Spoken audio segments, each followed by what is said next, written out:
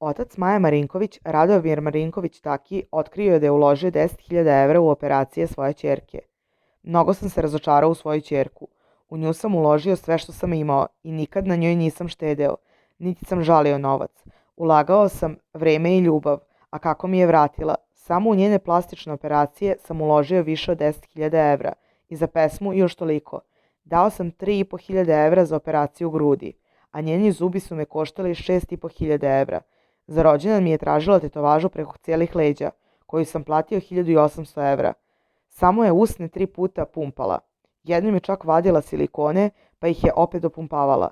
Kaže Taki i objašnjava da nikad neće prihvatiti Janjoša za zeta. Maja će morati da ga zaboravi, kako zna i ume. U suprotnom, može slobodno da ode iz moje kuće. Šta Janjoš može da joj pruži? To je muškarac koji nema zanimanje, nije služio vojsku, nema položenu vožnju, nema stan, nema para. Zamislite samo tog majmuna koji ne ume da vozi automobil. Ja je vozikam kao taksista po emisijama, a gde je on? Pitao sam je zašto je on ne vozi, kada je takva ljubav u pitanju, kaže ironično Taki.